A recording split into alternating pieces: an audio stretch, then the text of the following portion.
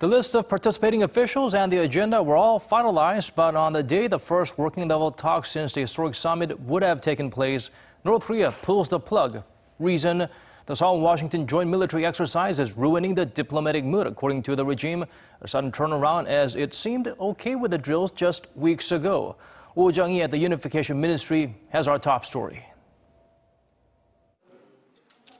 30 minutes past midnight, and only 10 hours before the high-level talks were to begin, North Korea notified South Korea abruptly that the meeting was canceled.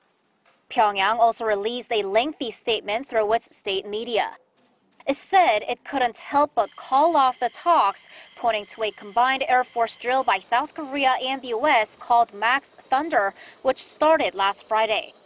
It said the drills are a rehearsal for a, quote, preemptive airstrike, a challenge to the Panmunjom Declaration, and an intentional military provocation. The North claimed that South Korea is breaking the two Koreas' promise to lower military tensions, and therefore Seoul is to blame for the cancellation.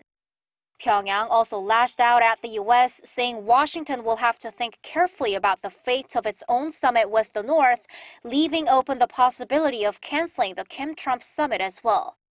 Seoul expressed regret over Pyongyang's decision.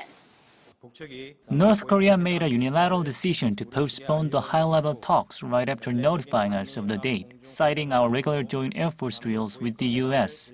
We regret this action as it does not correspond to the fundamental principles and objectives of the Panmunjom Declaration.